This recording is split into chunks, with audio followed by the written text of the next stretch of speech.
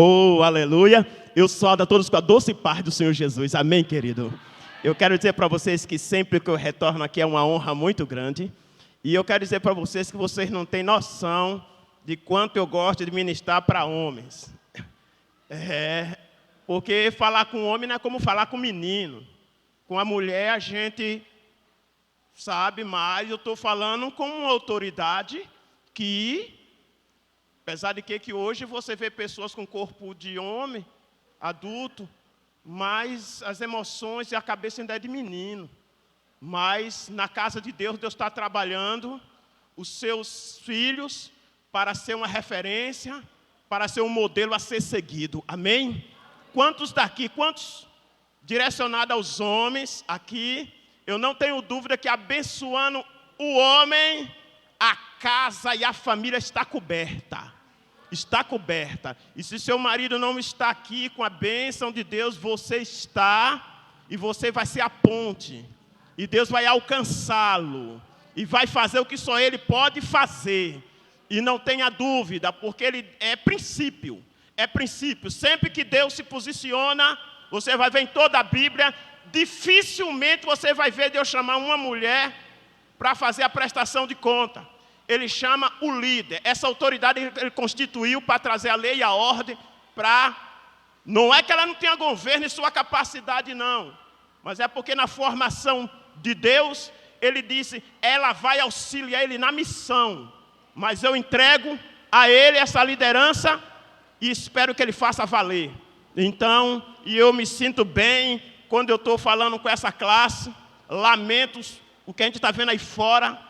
Mas na casa de Deus, Deus está preparando uma geração forte. E você que está aqui pela primeira vez, atente para o que Deus vai lhe acrescentar nessa noite. E tenha certeza que você vai sair daqui para uma vida melhor. Amém?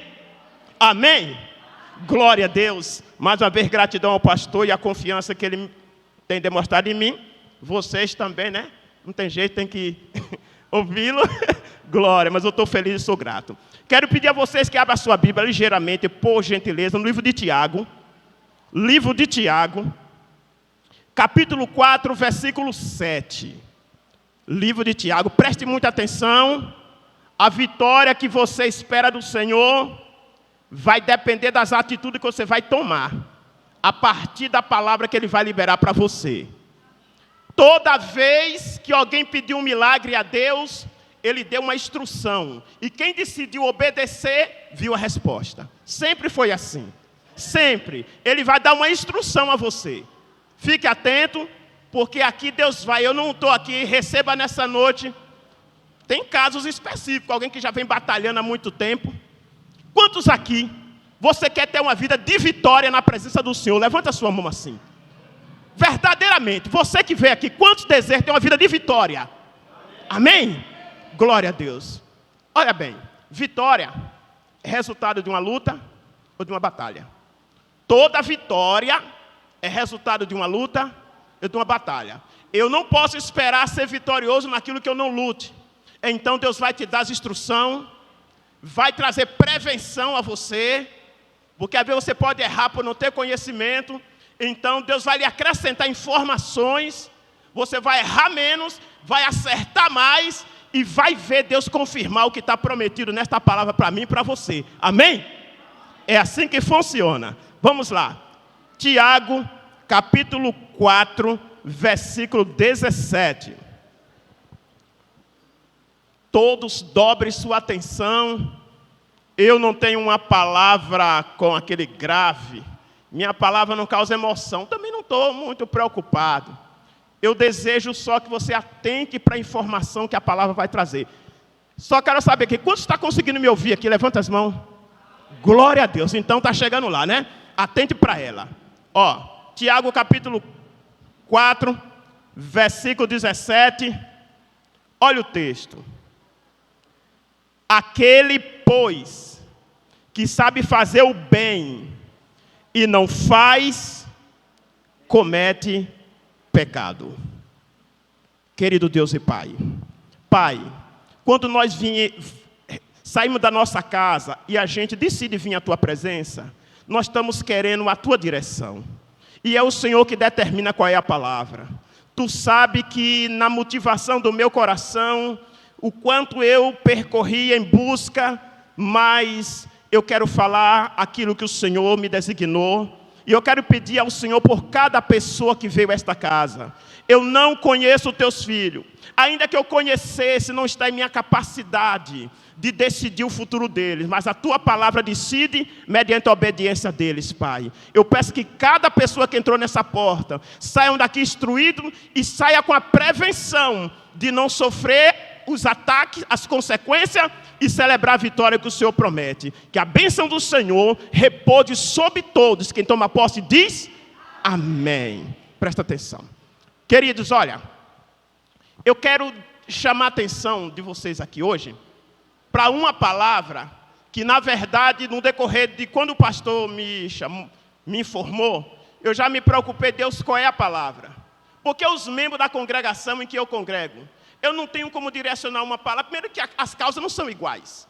São pessoas diferentes.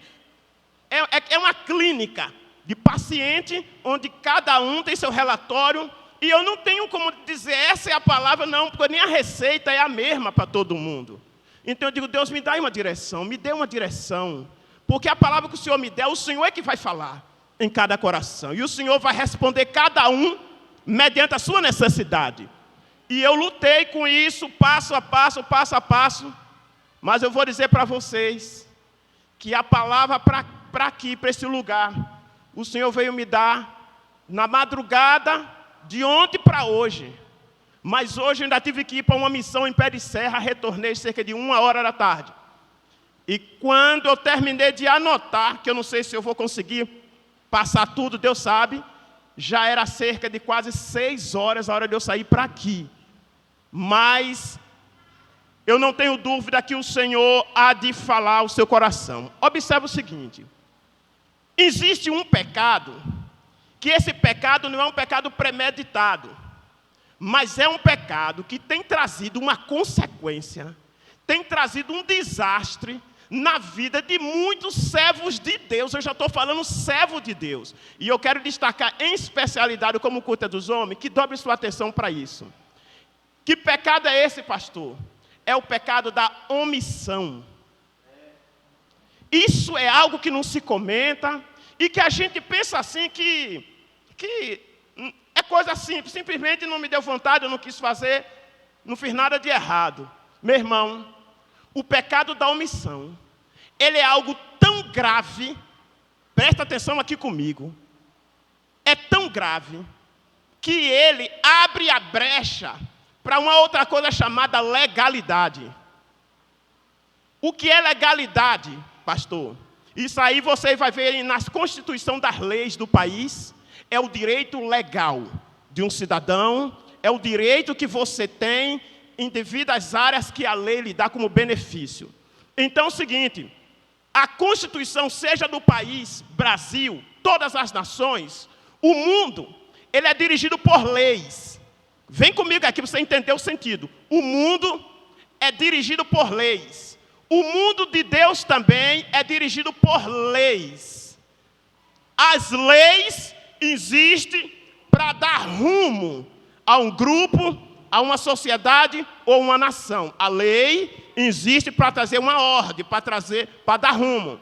Então, existe a lei natural, existem leis espirituais. Todas são leis que, se ela existe para dar rumo, isso quer dizer que naquilo que você fizer correto, você tem a cobertura dela, tem o apoio dela. Mas na área que eu violo, eu vou dar o direito desta lei me punir. Vamos dar um exemplo aqui. Eu, ansioso para dirigir, peguei Não, nem foi eu. Nesse dia eu estava até com um amigo meu. Mas eu já tinha andado umas e outras vezes de moto, sem carteira. Certo?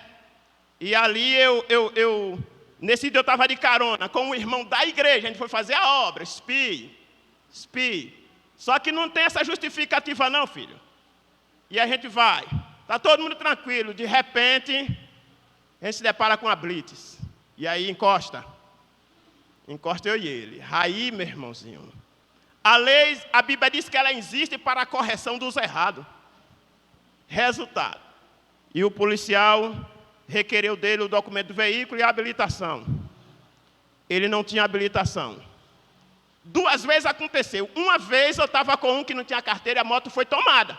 E me restou o capacete na mão para esperar o coletivo e o dele. Essa vez todas as 2 vezes eu estava de carona. Graças a Deus, entendendo? Essas coisas foram acontecendo e foi me sinalizando. Então, eu digo, olha, antes de eu passar essas vergonhas. Aí, na vez que eu fui fazer a obra, esse irmão falou, não, mas vocês estão vindo de onde? Não, a gente foi fazer a obra de Deus ali, aí ele falou, vocês são cristãos? Está aí o motivo para vocês andar direito, rapaz, como cristão, entendendo? Que deveria ser um exemplo, né? Está andando errado. Ele falou, essa cobrança que eu estou tendo de você aqui, não é uma questão de querer tirar a sua liberdade. É que se você se envolver com infração, como um acidente, você vai pagar até pelo erro dos outros. Porque você não tem documento, você não tem habilitação, você não está habilitado para pegar um veículo e entrar na pista. Então, o que é que acontece? A lei do trânsito diz, estou falando já do trânsito, diz que para eu conduzir um veículo eu tenho que ter habilitação. Para você ter habilitação, você vai passar por uma autoescola, onde vai lhe instruir sobre as sinalizações, sobre os direitos do trânsito, o que pode, o que não pode, direitos e deveres. Você vai ser instruído. Para que agora, quando você receber a sua CNH, você poder dirigir de cabeça erguida, porém esclarecido, tanto para se proteger, como não também comprometer a vida dos outros. Então, mas, aquele que tem habilitação, ele está debaixo da legalidade, direito legal. Então, quando eu passo hoje diante de uma blitz, tranquilo. E o problema, rapaz, é um negócio que o mundo espiritual trabalha de uma maneira terrível. Hoje, depois que eu tive habilitação, meu irmão, eu passo no meio da blitz, ninguém nem me para. Nem me para, certo? Eu acho que eles têm a leitura da cara e do jeito de quem anda errado. Eu penso que a gente deve expressar alguma forma que eles identificam. E eu passo tranquilo, mas na vez que fui parado, mandou encostar, está aqui a habilitação, documento do veículo, confirmou. Teve uma dessa vez que eu não paguei o licenciamento, mas eu não estava com o canhoto de comprovação. E não estava ainda com o documento que o Detran não tinha mandado. Aí eu falei para o guarda, eu digo, olha, está tudo pago, pode entrar no sistema. Aí ele falou, e que obrigação eu tenho de entrar no sistema para procurar documento para você? O seu direito, você sabe, é se você pagou, ter o canhoto para comprovar no momento de uma abordagem. Você não sabe disso? Eu disse, não, eu entendo, está certo, né? E eu sei disso. Eu sabia disso. Você entendendo? Vou dizer que ele está errado? Não. Miserável. Não, eu sabia o certo. O certo, então, tirei por menos e ele... Mas mesmo assim, desconfiado, ele disse que não tinha direito, mas olhou para a minha cara, mora onde? Eu fui dizer no bairro. Como é um bairro discriminado, ele pegou o celular e foi conferir o que eu falei. Como bateu, como ele encontrou lá que estava pago, ele me liberou. Mas observa o seguinte, legalidade espiritual, no mundo espiritual, é quando eu cometo infração, observe, violando, seja lá qual for a lei, eu dou direito a ser punido por a área que eu violei, pela área que eu comprometi. Querido, só que isso não funciona apenas no reino dos homens, no reino de Deus, porque foi Deus que constituiu as leis. E a Bíblia diz que foi Ele que idealizou as autoridades para trazer ordem das coisas. Foi. Ele não está falando dos abusos, não. Mas foi Ele que constituiu. E a Bíblia diz que as leis foram constituídas por Deus. Se eu fizer direito, eu vou ter louvor dela. Mas se eu fizer errado, ela vai ser punição para mim. Observe o seguinte. Só que isso funciona no reino dos homens e no mundo espiritual. Aí agora o cuidado é esse. No mundo espirituais, as coisas também procedem da mesma forma. A Bíblia diz que eu não devo dar legalidade ao diabo. Eu não devo dar. Pastor, quando é que eu dou legalidade a Satanás? Quando eu faço aquilo que Deus disse não faça. E eu vou lhe dizer, meu irmão, que isso é tão sério, que nem toda vez que eu erro, que eu violo a lei de Deus, que eu faço as coisas erradas, nem toda vez vai ser o diabo não, tem causa que vai ser o próprio Deus. Vamos dar um exemplo aqui. A Bíblia diz que é meu dever examinar as Escrituras. É meu dever examinar as Escrituras. Observe o seguinte, a Bíblia diz que se eu examinar as Escrituras, eu vou ter conhecimento. A palavra conhecimento significa luz. Se eu não tenho conhecimento, eu vou ser ignorante. A palavra ignorante no grego significa escuridão. Então, uma pessoa ignorante que não tem conhecimento é como uma pessoa que anda no escuro. Ele vai falar pela boca dos outros, ele vai ser guiado pelos outros, ele não vai caminhar com firmeza. E por que Satanás é chamado príncipe das trevas? Porque ele vai se prevalecer da ignorância de uma pessoa pela atuar. A nossa ignorância, ela dá legalidade a ele, e ele sabe aonde eu errei, aonde eu estou errado e aonde eu abro a brecha. No entanto, que Jesus disse, não dê lugar ao diabo. Não dê. A Bíblia diz que se eu obedecer a ele, for sincero, a palavra dele, ele disse que o maligno não tem poder de me tocar. O maligno não tem poder de me tocar.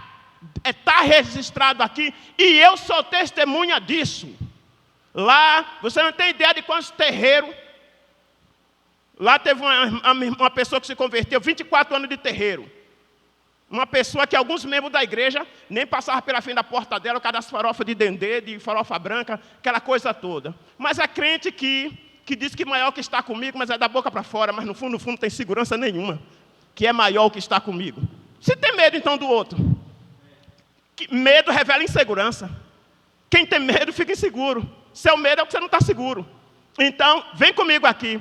E essa senhora, Deus trabalhou lá pelo Espírito Santo, através de alguém que foi evangelizando, e foi num círculo de oração lá da igreja, que nem tinha o templo feito ainda, quando essa senhora chegou e pediu para o círculo, que já estava terminando, aguardar, ela entrou o portão lá dentro e disse, eu estou aqui para dizer que a partir de hoje eu também sirvo a Deus.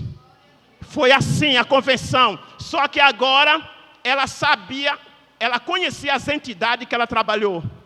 E ela disse, pastor, eu não tenho, o senhor, só que eu queria que tirasse essas coisas de minha casa. Eu digo, eu só preciso que a senhora me dê autorização. Só isso. A casa é dela. Não cabe a mim nada. Mas se ela disse, pode ir e tirar, ela fez só um pedido, não quebre não, eu só quero que você bote lá abaixo de uma moita, de um lugar assim. Ela ainda estava meio temerosa, ainda nova na fé. Eu digo, importante é que ele já perdeu o seu território, já perdeu sua liberdade. Então, onde é o lugar? O quarto é ali. Oh, meu Deus do céu. Ah, meu irmão. E você? Eu digo, meu irmão, pode abrir esse quarto. Juntei tudo. Fiz 2 carros de mão, cheio. Bora, jogar lá embaixo. Eu digo, cadê ele? Cadê ele? Teve uma outra, coitada, que a mãe, de tanto servir a uma entidade, que no Candomblé chama Cosme de Damião, que a senhora veio a falecer porque a mãe de santo comeu o dinheiro dela até quanto pôde. E o problema era de ordem física, era ser tratado com o médico. Não foi tratada, veio a óbito. Resultado, então a filha dela disse, pastor, minha mãe cuidava de um negócio, apontou de longe ali. Eu digo, aí eu fui lá, foi ela que me chamou, não sou de respeito os limites, não passo a linha daquilo que é ok. Então eu cheguei lá no quartinho, é o quê? Aí está lá uma imagenzinha de gesso, em pé, um copozinho com um negócio que fizeram, chamam de pemba, né? Eu digo, minha filha, deixa eu pegar esse boneco aqui. Olha, para início, isso aqui não passa de gesso. O problema é a vida de você por não ter a direção de Deus, por não ter o Espírito Santo no governo da sua vida. Então, no momento que você tirou a sua atenção para cá, você abriu a sua guarda e fica vulnerável. Entendendo? Mas isso aqui em si não tem poder algum. Eu vou começar pelo pescocinho dele. Toque. Entendendo? Espie bem, ele não defende nem ele mesmo. Espie bem, o outro parceiro dele, toque. Mas foi porque ela me autorizou. Entendendo? E aí, olha os braços dele. Aí, tira esse pó com os braços. Sabe? Esse pó aqui. Ok. Querido, eu estou dizendo o seguinte. Essa autoridade me é dada pela aliança que eu fiz com Jesus. Quando eu fiz uma aliança com Cristo, o Espírito de Deus assumiu o governo da minha vida. Essa aliança não se aplica apenas só a mim. É a todos que foram chamados e crer nele. E crer. Eu fiz uma entrega. Eu rompi com o pecado. Rompi com o pecado, passei um vaso nas mãos do Senhor. Para obedecer a Ele. E agora ver Ele também cumprir na minha vida o que está prometido nesse livro sagrado. E eu quero dizer, eu sou testemunha disso. Que aquele que serve a Deus de verdade e não dá legalidade a Satanás, o maligno não lhe toca. Não toca, eu lhe digo com toda firmeza. Se o Espírito, primeiro, que dois corpos não habitam no mesmo espaço. Ou eu sou o templo do Espírito Santo, ou vamos ver então o que é que está acontecendo. Não pode. Então observe aqui, no nome de Jesus. Então, essa legalidade, eu dou a Satanás, Jesus disse, quando eu faço aquilo que Deus disse que não era para eu fazer. Quando a Bíblia diz que eu devo meditar na palavra de Deus para eu fazer as coisas certas, a partir da hora que através da preguiça, eu não leio, e o tempo que era para eu estar lendo, a Bíblia diz que a partir da hora que eu fiz uma aliança com Cristo, que eu busco ocupar minha mente com as coisas que são de cima, que me faz crescer, na presença de Deus. Porque até ali, eu vim para a igreja ouvindo, eu sabia de Deus pela boca dos outros.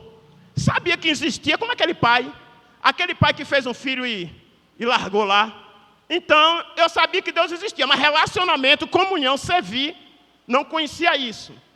Então, eu vim por informação. Mas agora, Deus quer que eu busque conhecer a Ele, para eu saber o que eu devo fazer, o que eu não devo fazer. O que eu devo fazer para ver as bênçãos dele se cumprir, como eu tenho visto na minha vida. E o que eu não devo fazer, presta atenção aqui, o que eu não devo fazer. O jogo de Satanás é esse. Ele é chamado príncipe das trevas. Se você é ignorante, eu estou falando você, é nós. Se a gente for ignorante em relação à palavra, nós vamos ser como um cego. Nós vamos acabar tomando uma atitude errada, e é as atitudes erradas que vai trazer as consequências. No livro de Oséias, capítulo 6, diz assim, o 4, o meu povo, a única coisa que pode destruir o meu povo é a falta de conhecimento.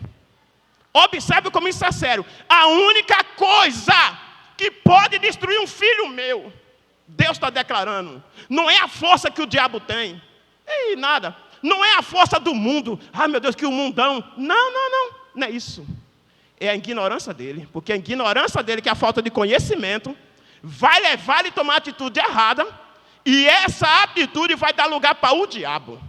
E Satanás, ele não brinca com a missão dele. Ele veio para matar, roubar e destruir. Amém? Então observe, presta atenção aqui. Isso ele disse lá. No livro de Oséias, quando Deus falou isso, para Oséias, Deus disse assim, olha como ele está escrito. O meu povo está sendo destruído porque lhe faltou conhecimento. Agora, por que faltou conhecimento? Foi porque não tinha como saber? Tinha. Porque ele disse, tu, ó sacerdote, você rejeitou o conhecimento.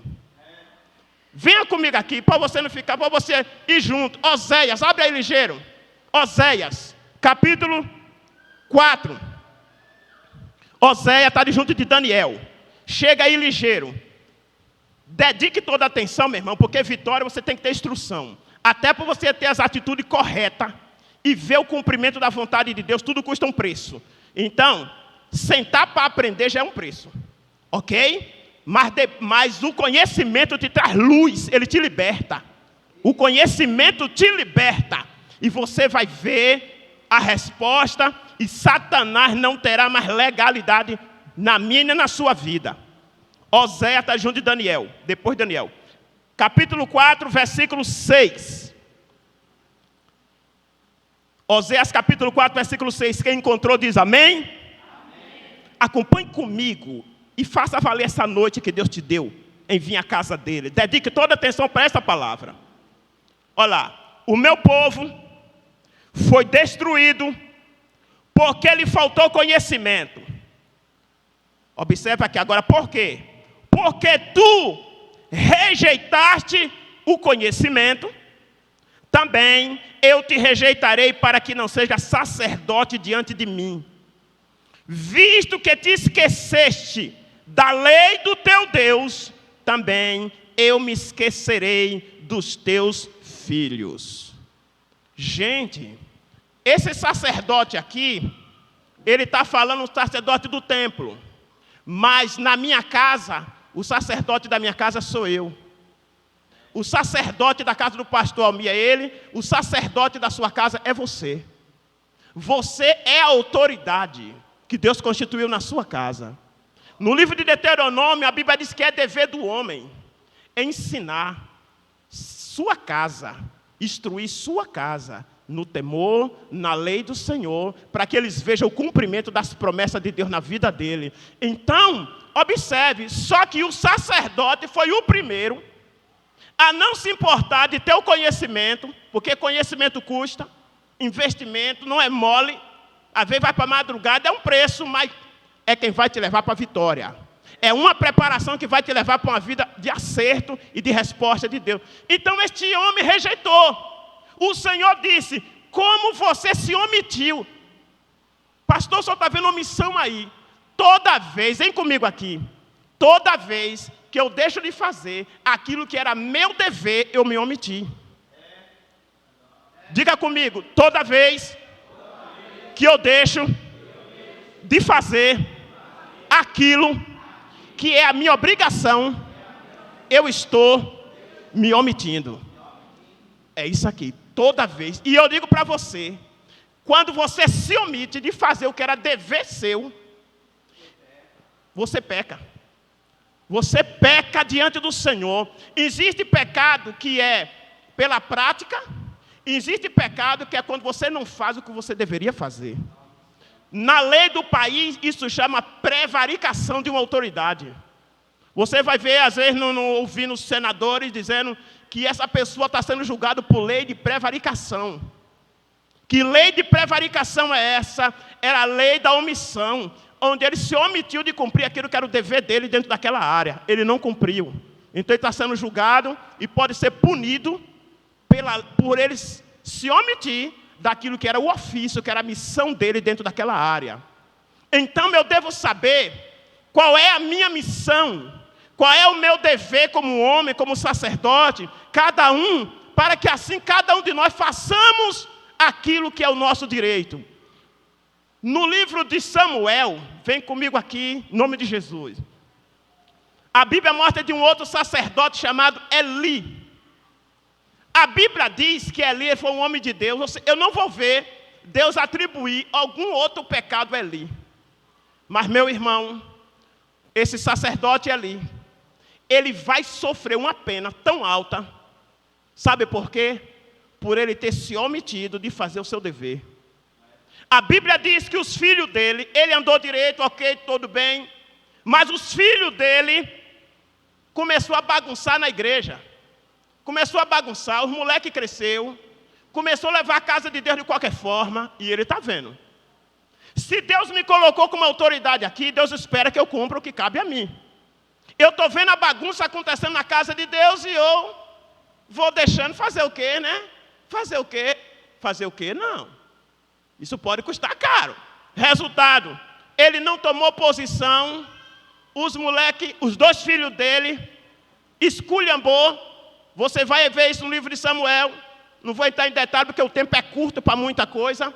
Mas chegou a hora que Deus, vendo a bagunça, a coisa era tão séria que os caras ficavam lá na frente, se envolvendo com as mulheres, na frente da igreja, certo? As pessoas que entravam para trazer oferta, o seu sacrifício, ele tomava e dizia, se não me der por bem, vai me dar por mal. Veja que situação. Se prostituíam com mulheres na frente, na casa de Deus. E ainda as pessoas que vinham trazer o sacrifício, a falta de ordem era tão grande, que ele dizia que se não desse por bem, ia dar por mal. A Bíblia diz que o sacerdote sabia de tudo isso e não tomou um posicionamento. Meu irmão, em nome do Senhor, porque isso aqui vale para a sua casa, vale para a sua família, vale para a sua empresa, vale para qualquer coisa que Deus colocou debaixo do seu governo. Debaixo do seu governo. Resultado, como ele não teve uma postura de autoridade, não fez valer, porque observe, não basta eu ter autoridade, eu tenho que exercer. Vamos lá que você é um segurança, contratado para observar o movimento da loja, para prevenir a loja até de um assalto. E aí você está ali, revestido de autoridade. Você está na portaria. Aqui está a autoridade. Aí você percebe o movimento de um assalto. O bandido passa por você, ainda sombra a sua cara. Assalta a loja, os que for, e você não toma posicionamento nenhum. No caso de segurança, muitos deles são instruídos a não se expor. Mas eles têm um dispositivo que eles apertando, ele vai acionar uma central que vai vir da cobertura aquilo que eles não podem fazer. Ele está ali para chamar atenção, para prevenir em algum caso. Tem caso que é sinistro, não vou entrar em detalhe. Moral da história. Se eu estou aqui e eu não exerço, por exemplo, uma pessoa está na portaria da igreja, ele está ali para manter a ordem. E ele só vê e não age, e não faz o que é o seu dever. Então, meu irmão, do que vale então essa autoridade? Do que vale? Então essa pessoa está se omitindo no exercício do seu dever, da sua função, naquilo que Deus lhe chamou. Compete cada um fazer valer. Esse sacerdote aqui, Eli, ouvindo tudo isso, vem comigo, se esforce aqui, porque 1 hora de pregação, às vezes, 50 minutos, para muita gente parece um peso, mas depois a gente gasta com tantas outras coisas, vai dormir que hora? E depois quer uma vida de vitória. Aí, meu irmão, lamenta, mas glória a Deus por você estar aqui. Fique atento. Então o sacerdote ouviu tudo isso, as informações chegou até ele, a partir da hora, que você já foi informado algo acerca de seu filho, acerca da sua filha, acerca de um funcionário da empresa, a partir da hora que eu já fui informado acerca de algo, Deus já não me tem como inocente. Deus já não me tem como inocente porque eu já fui informado, eu já estou sabendo. Então Deus espera que eu me posicione, que eu faça o que compete a mim. Ele ouviu tudo isso e não fez o que deveria. Meu irmão, aí não foi Satanás não, foi o próprio Deus. Deus se posiciona, levanta um profeta, e o profeta vem ao encontro dele e diz assim: Eli, eu não me manifestei a você, eu não disse que se você andasse na minha presença, cumprisse os meus estatutos, obedecesse a minha instrução, você seria sacerdote, sua geração seria bem-sucedida, poderosa na terra. Eu não disse que tudo isso aconteceria se você obedecesse? Porque você deu coice contra o meu sacrifício. Honra seus filhos mais do que a mim. Aí agora Deus vai dizer: quero lhe informar que todas as bênçãos que eu havia dito que eu ia cumprir na sua vida, eu vou cancelar. Vou cancelar. Sua geração, observe aqui onde vai uma omissão. Sua geração, que seria sacerdote para sempre, vai mendigar um pedaço de pão na terra. Vai mendigar por um pedaço de pão. Quero lhe dizer outra coisa. Por causa da sua omissão em deixar seus filhos e deixar que a bagunça acontecesse na casa, e você como sacerdote, como líder, não fez nada, você vai presenciar a morte dos seus filhos. Os dois morrem no mesmo dia. Não só morreu ele, mas morreu a nora também. Não só morreu ele e a nora. Diz o texto que ele, já sabendo do que Deus falou, E Deus cumpriu. Quando ele soube a notícia da morte dos filhos dele, a nora que estava esperando uma criança, ao ouvir a notícia, entrou em dor de parto. A criança nasceu, mas ela morre no parto. Quando ele vê aquilo acontecendo, a Bíblia diz que ele caiu para trás. Quando ele cai para trás, observe, ele bate a cabeça, morre também. Diz o texto que a arca de Deus foi levada, até a presença de Deus foi retirada. E aí a criança que nasceu recebeu o nome chamado Icabote, ou Icabô, e foi-se a glória de Deus. Tudo isso se desencadeou porque ele não fez aquilo que era do seu dever, aquilo que era da sua obrigação de fazer como sacerdote. Então observe como isso é sério. Quer ver um outro episódio? Olha um rei magnífico, Davi. Mas a Bíblia diz no livro de Samuel também, está aqui anotado, eu estou citando aqui, você vai para lá e lê. Você vai ler. Muitas vezes você fica despertado do assunto, creia, mas entre lá. Eu não estou citando nada. Essa igreja é uma igreja bem instruída na palavra. Eu creio, não tenho dúvida disso, então, com certeza, você só está renovando o que já ouviu aqui. O rei Davi era um homem de Deus que venceu diversas batalhas, maravilha. Porém, diz o texto, que era o ano em que os reis saíam à guerra. Davi não saiu. Olhe para cá, meu irmão. Era o tempo que os reis deveriam sair à batalha. Tinha um tempo que os reis deveriam sair. Ele não saiu, mandou Joabe no lugar dele.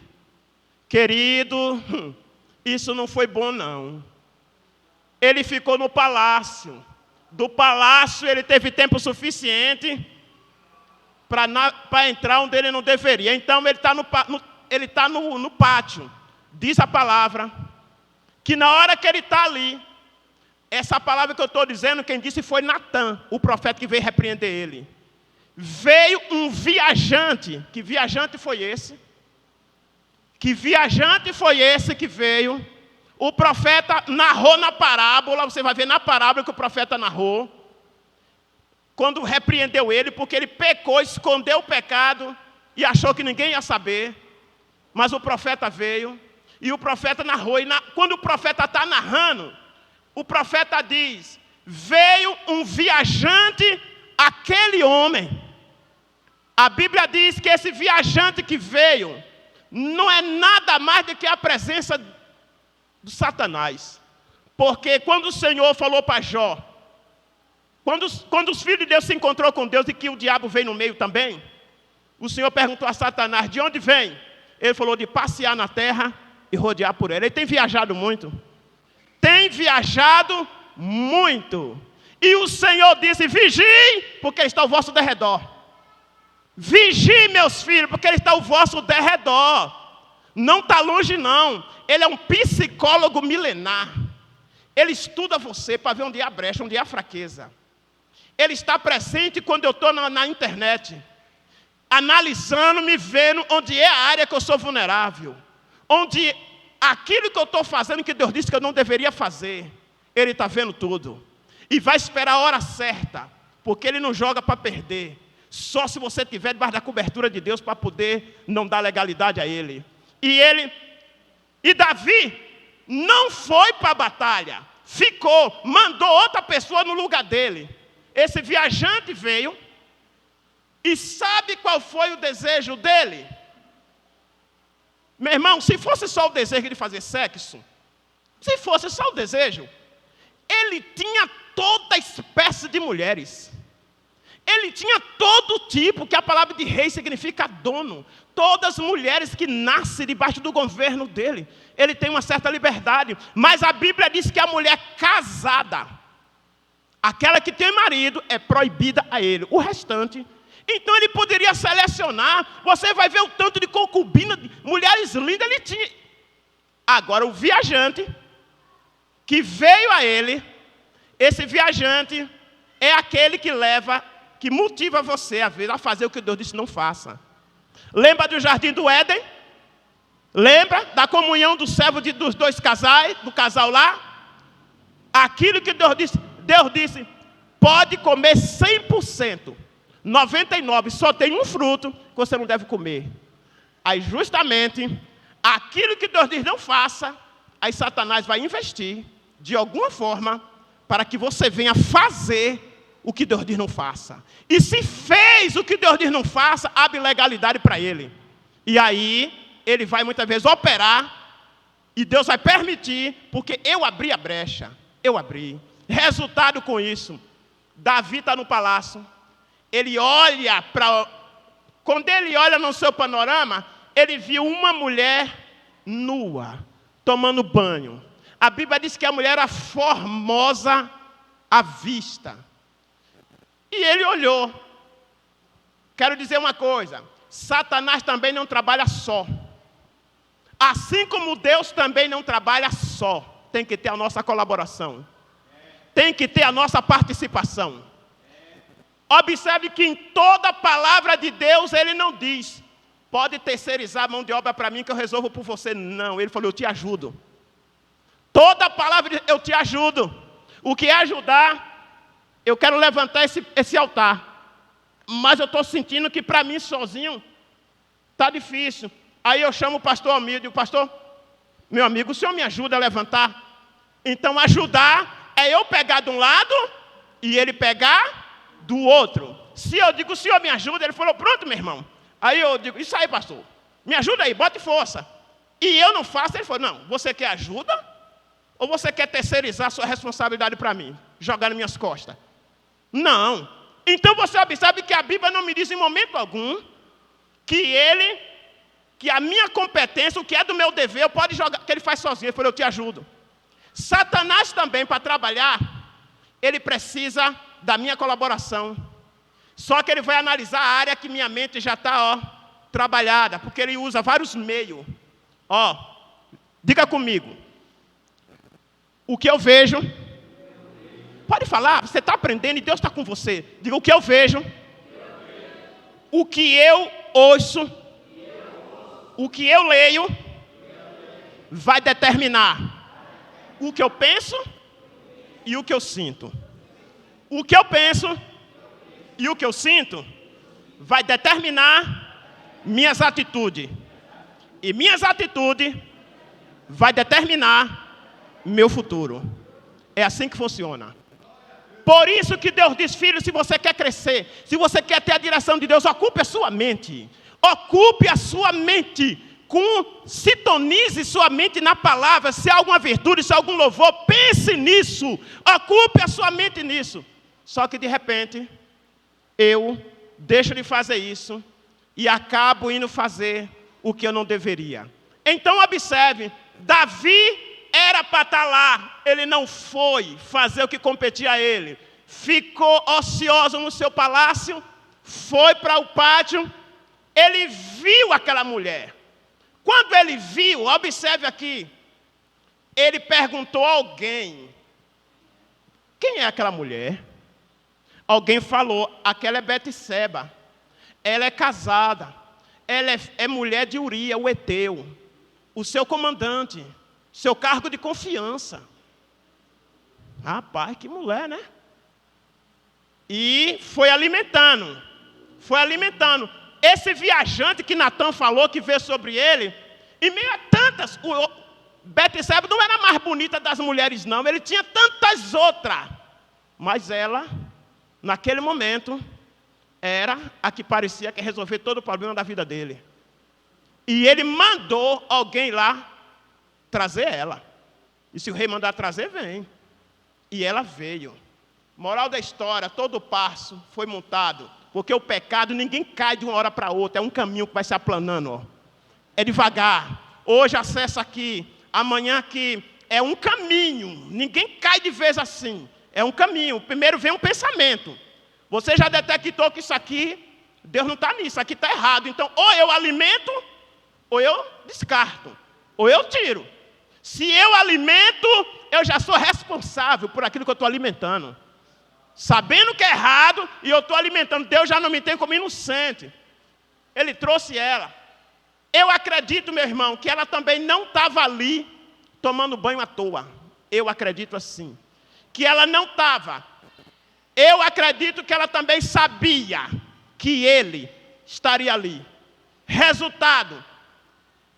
Eu consigo ver nesse texto, diz o texto que depois que ele cai com ela, ele agora vai tentar encobrir o pecado. E agora ele vai tomar outras atitudes piores. Mas de início, para poder tentar cobrir a cara dele, para não ficar mal, para não expor, ele mandou chamar Urias, o marido dela que estava na guerra. Mandou Joabe, manda o marido dela vir, e o marido dela veio. O marido dela é outro, que não morreu à toa, omisso também. Como? Ele não sabia, porque a Bíblia não mente, o que a Bíblia é clara, é transparente. A Bíblia não engana. Não, eu vou esconder isso para ninguém saber, para não ficar mal. Não. Se acertou, está aqui. Se errou, também está aqui. É uma cortina de vidro, é transparente. Então, quando o Urias veio, o marido dela, ele disse: Urias, batalha calorosa, ele queria cobrir a cara dele.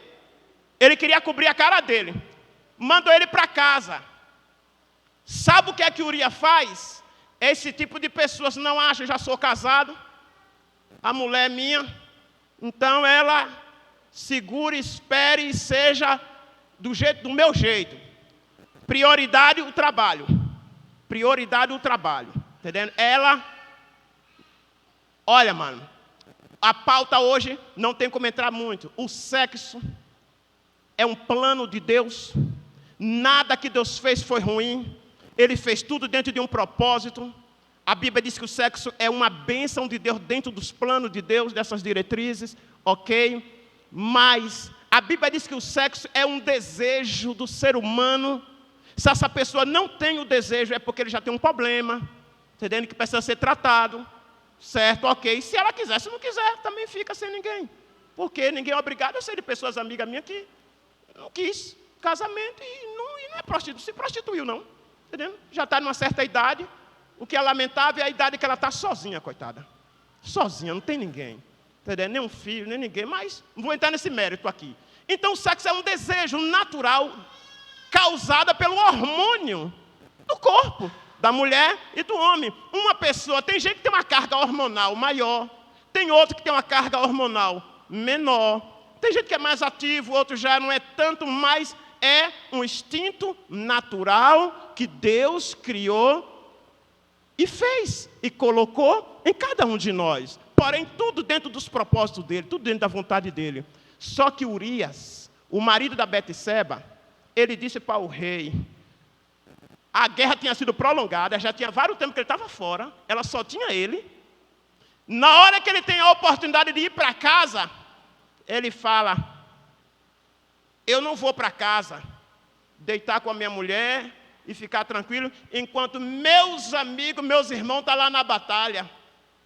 Está lá na batalha, entendendo? A arca, Israel, né? Joabe, que é o chefe da batalha, está lá. Então, a mulher dele é segundo plano.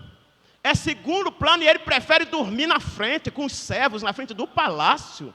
E não vai para a sua casa. Ele não sabia de... não, foi Deus. Não, nunca podemos dizer o que Deus não disse. Se Deus dissesse que foi eu que fiz isso, Deus explica. Eu não posso fazer conjectura. Agora eu posso ver que ele foi omisso também. E eu quero dizer uma coisa à luz dessa palavra. A pior coisa é uma mulher com carência crônica na área do sexo. Uma das coisas terríveis é um homem com carência crônica na área sexual, entendendo? Não suprida. E isso abre uma legalidade para Satanás terrível. E Deus não vai ter como inocente. Eu sei de pessoas que promoveu a queda da esposa. Promoveu a queda. Eu digo, Deus não vai te ter como inocente. Deus vai botar na tua conta. Vem ainda contar o erro que ela cometeu. Foi quando Davi caiu com Betseba, que Urias veio e Deus E ele mandou Urias para casa. Urias não foi, ficou na frente do palácio. No outro dia, Davi deu vinho para ele, tudo para ele ir para casa. Ele não foi também, ficou. Aí Davi, vendo que ia pegar mal, ele mandou uma carta para Joabe. Quem levou foi o próprio Urias. E a carta dizia: coloca Urias num lugar estratégico para que ele morra. E quando chegou, Urias não abriu, levou e entregou a Joabe. Quando Joabe leu, ok, armou a estratégia e botou ele num lugar de combate, num lugar perigoso. E ele morre. A notícia chegou para Davi: está morto. Davi falou: fica tranquilo, a espada consome tanto esse como aquele. Normal, todo mundo morre. Pode esconder os olhos dos homens, mas os olhos de Deus ninguém passa desapercebido. Não passa. Resultado: quando o profeta chega, o profeta diz assim: Davi está cá no palácio. A morte de Urias aconteceu lá na batalha. Davi está aqui, nem sabe quem foi a pessoa que matou Urias. Davi não sabe. Porque numa batalha você não sabe dos inimigos quem foi que atirou a flecha, quem foi que lançou. Você não sabe. Ele está cá, ele não estava lá. Ainda que ele estivesse lá na batalha, ele poderia não ver, por certo, em meio a tanta gente na guerra. Pegou? Mas Deus está vendo tudo. E quando o profeta vem confrontar Davi, o profeta diz assim: você, Davi, matou Urias pela espada dos filhos de Aminon. Deus viu que quem matou foi os filhos de Aminon, mas debaixo da legalidade, da autorização de Davi. Deus disse: eu coloco na sua conta o crime, entendendo, desta pessoa. Então, observe, existem coisas que acontecem que eu não tive parcela, que eu não sou culpado, mas Deus sabe. Tem área, falando da área, eu estou falando de carência crônica, certo? A Bíblia diz no livro de Coríntios que o homem, a mulher, o casal deve se satisfazer um ao outro. O casal deve se satisfazer e não deve. É tanto que a Bíblia diz que o corpo dela é dele, porque ele se torna uma só carne, e o corpo dela é dele. Então, não pode haver restrição, limite. O que Deus quer é que você volte ao plano inicial do início, a lei da transparência, onde ninguém esconde nada, uma só carne. Por isso eles estavam nus, se não se envergonhava. Não havia nada que causasse vergonha um ao outro. Era um casal, debaixo do plano de Deus. Não tinha vergonha, um para com o outro. A lei da transparência, ninguém esconde nada, tudo tranquilo. E no Novo Testamento o Senhor diz que o marido: coabitai com as vossas esposas com entendimento, com sabedoria, dando honra a ela, por ser um vaso mais frágil. Não é incapaz, não. Deus sabe o que é que ele está falando. Então ele falou: trate ela com honra. Meu irmão, observa o seguinte, ó. Quando Deus manda fazer uma coisa, Ele não diz faça se ela for ou se ele for. Se Ele manda eu fazer, cabe a me obedecer ou não. Não se trata de se alguém mereça ou não. Ele chega a dizer que eu devo amar como Ele me amou. Eu vi o irmão citando aqui na abertura do culto. Não foi merecimento nosso. Ele olhou com um olhar de misericórdia. Ele nos amou com um amor que só Deus pode colocar no coração de alguém. E Ele olhou para mim. Ele olhou para mim com um olhar de esperança, de compaixão, estendeu as mãos e me amou. A Bíblia diz que eu devo amar o meu irmão assim como ele me amou. Observe. E a Bíblia não diz que é só meu irmão aquele que me fez o bem. Ele disse: se teu inimigo tiver fome, dá-lhe de comer. Se tiver sede, dá-lhe de beber. Porque se você fazer isso, vai mexer com o juízo dele, vai montar brasa viva sobre a cabeça dele. Fazer o bem é uma faceta do caráter de Deus. Fazer o mal é uma faceta do caráter do diabo. Fazer o mal. Então, a Bíblia não diz que eu devo fazer algo por alguém se ele merecer. Porque o amor é incondicional. Não existe uma condição. Se Deus manda, faça. O primeiro objeto de amor da Bíblia não é a mulher, é o homem.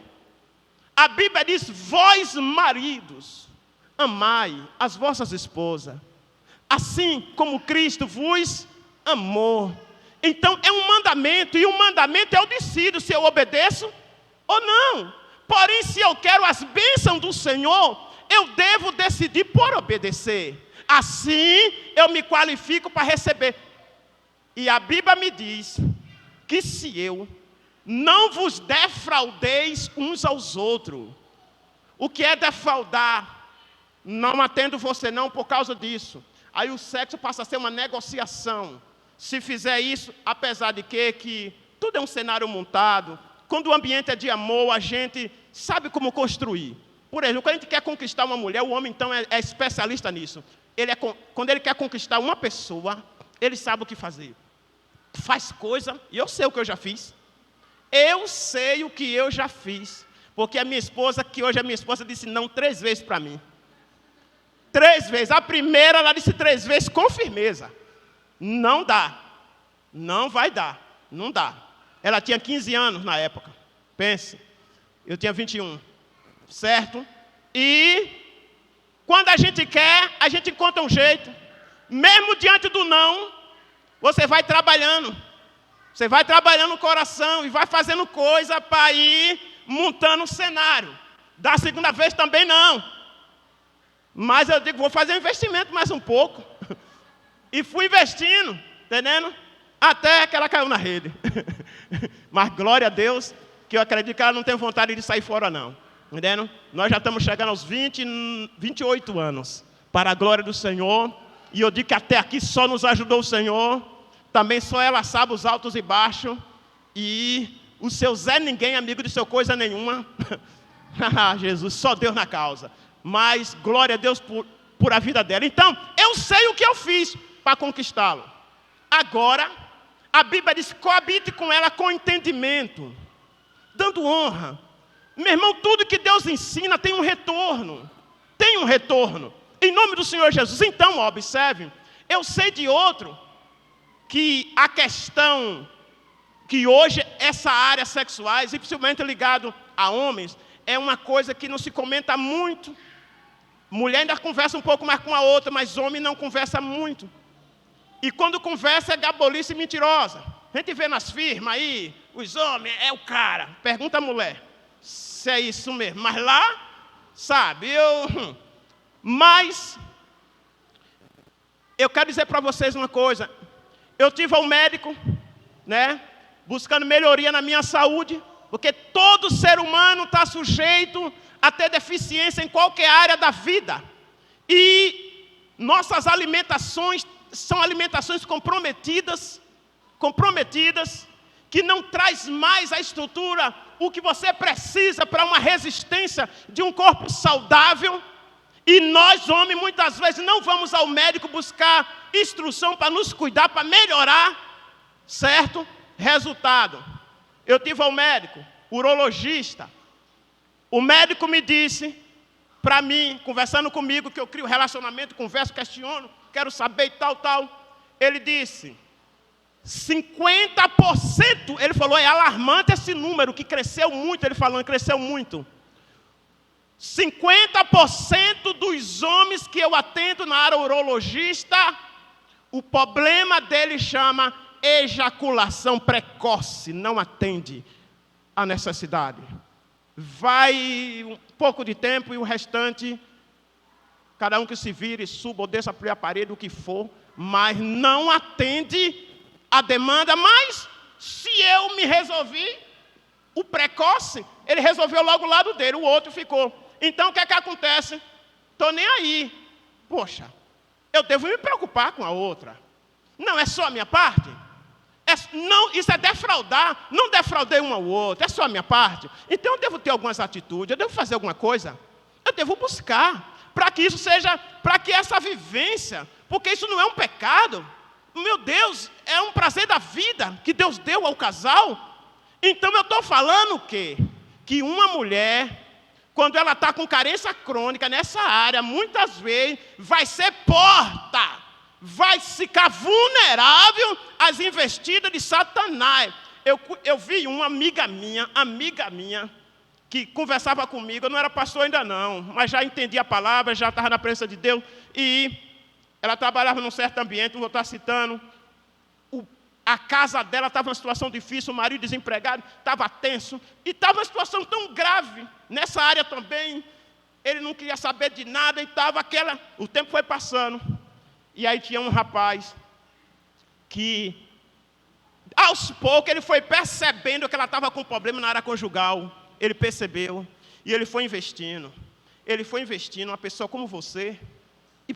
E foi trabalhando o emocional dela. E aí um dia ela conversando comigo, ela falou assim, olha, Dai, o momento melhor que eu me sinto é quando eu vou para a barraca. Que eu converso com fulano. Ele tem uma palavra assim tão doce, uma palavra tão... Eu digo, minha filha? Ele fala, você comenta o quê? Quando ele me disse, a gente que é homem entende, meu irmão, a estratégia. A gente entende, eu digo, filha, cai fora dessa barraca. Ele está se prevalecendo da sua vulnerabilidade. Ele já percebeu a sua carência. E ele está investindo em cima disso, vai ser a sua queda. Não é alguém que vai te honrar, não. É um instrumento do diabo. E eu sei quem é a pessoa, entendendo? É espécie, tem o dom da mentira. Sabe como montar um quadro. Eu tinha um amigo que ele era tão mentiroso, para enganar as meninas, as pessoas, que ele conversando com a gente sobre o engano dele, as lágrimas desciam nos olhos. E geralmente quando alguém diz, esse homem chorou, é porque é verdade. Verdade o que? O cara é mentiroso. Mas ele sabia, olha o cara, não vou entrar nesse detalhe. Só quero dizer que Deus é testemunha quando eu estou me esforçando, fazendo o que compete a mim. Ele vai me ajudar em cima do meu esforço que eu estou fazendo, dentro daquilo, porque o Senhor chega a dizer que se eu não me preocupo com a minha esposa para atender a necessidade dela também, que ficou reservada só para mim, também o Senhor disse que minha oração Ele não quer nem ouvir. Está aqui, né, pastor Mi? O Senhor disse que nem minha oração Ele vai ouvir, porque Ele está vendo. Eu posso estar orando, oh meu Deus, o Senhor é maravilhoso, mas a área está aberta e o Senhor está vendo a injustiça que eu estou cometendo. Então, Uria viu a bagaceira na casa dele, morreu. Betseba também não era tão inocente. Não vou entrar em detalhe. Moral da história, querido, no nome do Senhor Jesus, eu quero finalizar essa palavra, no nome de Cristo Jesus. Hoje nós estamos vivendo uma situação grave. Todo investimento do sistema mundial é a destruição da minha e da sua família. Todo investimento da ordem mundial, do nosso país, estão trabalhando todas as estratégias para causar uma separação sua, para destruir sua casa. Nesse culto de homem, eu quero convidar cada um dos meus irmãos homens a um posicionamento como Deus esperou do sacerdote ali. Que nós possamos nos posicionar em proteger. A nossa batalha hoje, a guerra hoje é ideológica. Quando você vai para o Antigo Testamento, as batalhas na espada, Davi foi na pedra, o outro foi no cacetada. Mas hoje, como é que eu venço minha batalha? Satanás mudou a estratégia. No livro de Coríntios, capítulo 10, versículo 4, diz que as armas da nossa milícia não são carnais, mas ela é poderosa em Deus para desfazer as fortalezas. Então Satanás está trabalhando hoje no campo da ideologia. Sabe o que é isso? Minha correria é grande. Não tenho tempo para sentar com a minha filha, para sentar com meu filho, para instruir ele na palavra, não tenho tempo. Sabe o que acontece? Lá na escola, estão trabalhando a mente deles. Eles estão vendo muitas coisas e estão ouvindo. E muitos deles estão recebendo instrução para nem falar para você. Sabe por quê? Pastor, eu não perguntei o horário. 8h30. Vixe, já passou de 8h30. Vamos lá. Eu fui numa reunião da Câmara de Vereadores para conversar com o presidente da Câmara sobre uma lei que foi aprovada para o município de Alagoinhas. A lei da ideologia de gênero. Não vou entrar em detalhe lá nessa reunião. Sabe o que a lei diz?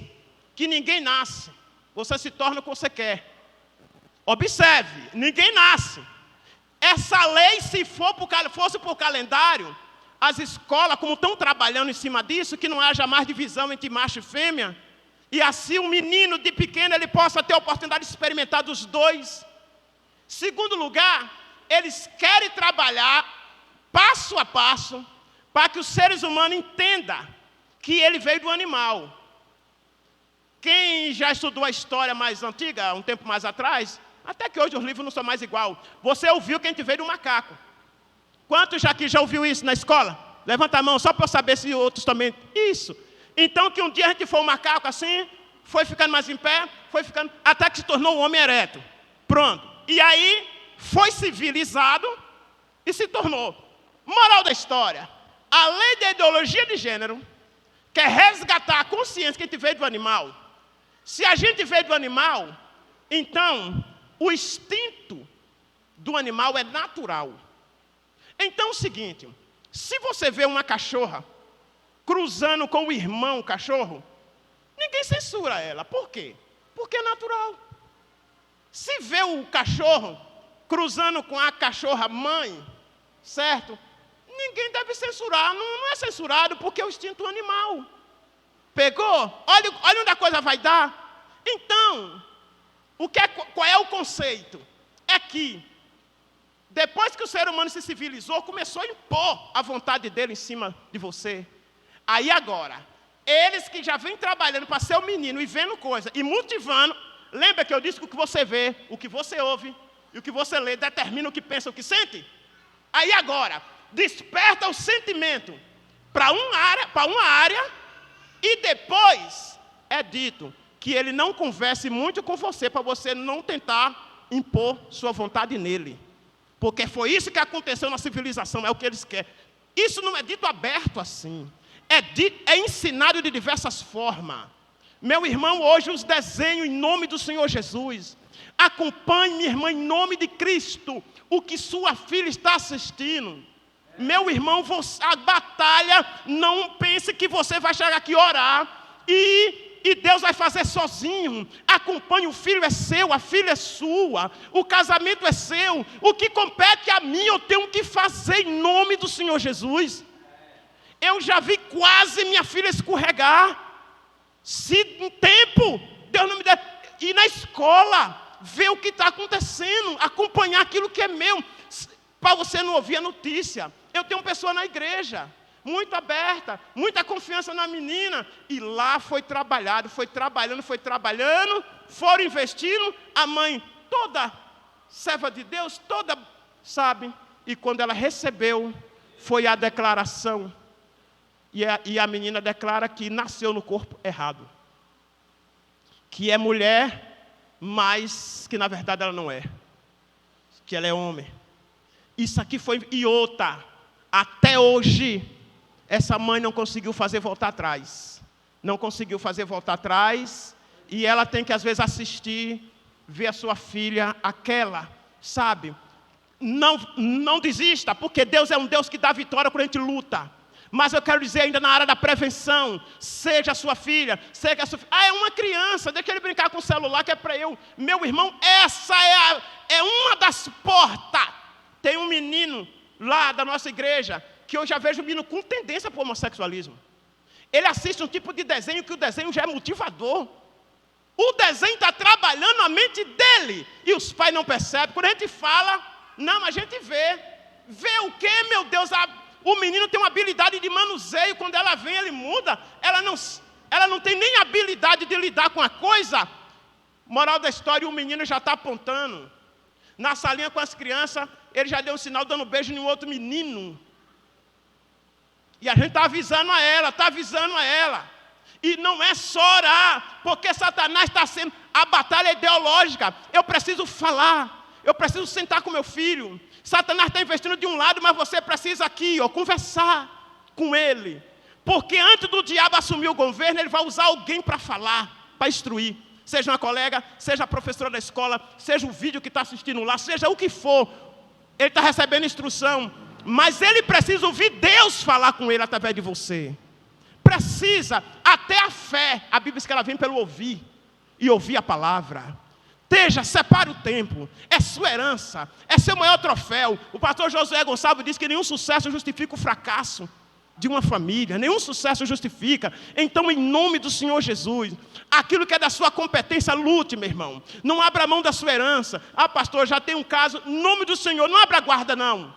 Pede a Deus as estratégias, a sabedoria necessária. Quer ver outra coisa? Dentro de uma casa, para um homem, decida, para desfazer as obras de Satanás do que ele está investindo. Busque de Deus a sabedoria para você viver bem com sua esposa. Busque. Porque eu estou diante de relato de meninas que aderiram o homossexualismo feminino, porque lá é instruído que homem não sabe fazer uma mulher feliz.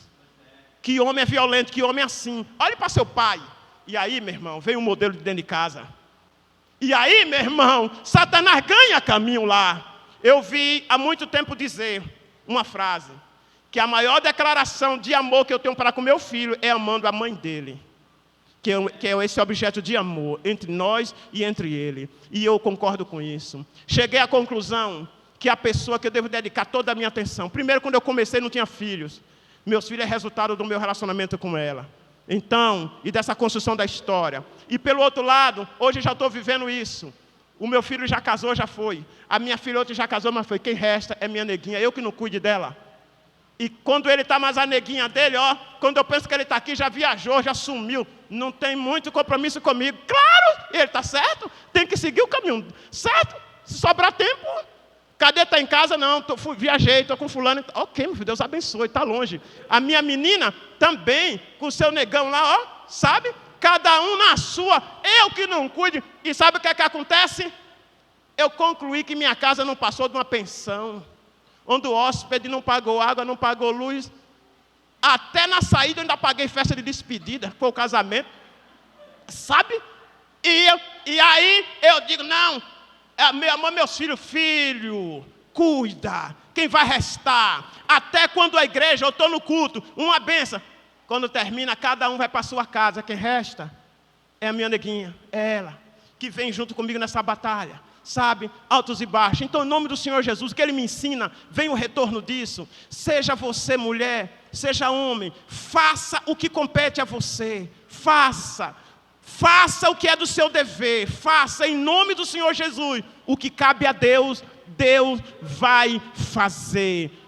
Lute pela sua casa, lute pelo seu trabalho, não se omita. Como cristão, cumpra o seu dever de um sacerdote, de um cristão na igreja. Cumpra. A omissão é um pecado que vai para o julgamento final. Lá no livro de Mateus diz que no grande dia, vou finalizar nessa palavra, no grande dia, Deus vai separar um dos outros como o pastor separa o bode das ovelhas, Ele vai separar. E Ele disse que ao que tiver à direita, Ele vai dizer, venha bendito de meu Pai, e possua o reino que está preparado para vós. Mas o que tiver à esquerda, Ele vai dizer, aparta de mim. O pecado que eles vão ser julgados é o pecado da omissão. Tive fome, não me deste de comer. Tive sede, não me deste de beber. Estava nu e não me vestiste. Tudo que ele vai citar são a área da missão do reino, da obra, que era para ser feita e não fez. Então, em nome do Senhor, estamos vivos, enquanto vira esperança. A partir daqui você pode tomar um posicionamento. Não espere pelos outros. O que Deus vai fazer na sua vida depende só de você. Eu não entrei em muitos detalhes aqui, porque o tempo não permite, mas eu quero dizer, seja lá qual seja que for, se posicione diante de Deus. O que cabe a você fazer, faça. Se é para orar, ore. Ore. Mas o que está no campo da sua possibilidade, faça. Eu já preguei sobre isso dizendo, eu tenho que ter coerência. Se você está orando, pedindo a Deus paz, então tenha a atitude que contribua para essa paz. Se eu estou pedindo para que a coisa... O que eu estou pedindo, Deus quer ver eu fazer a minha parte. Então analise, o que é que você está pedindo a Deus? O que é que você está pedindo? Então, analise o que é que você pode fazer, o que é que está dentro da sua possibilidade. Faça. O que está dentro da possibilidade de Deus, Ele vai fazer em resposta à sua fidelidade. Amém? Fica aqui. Que o Espírito Santo continue falando em cada coração. As palmas louvam e exaltam ao nome santo do Senhor nosso Deus.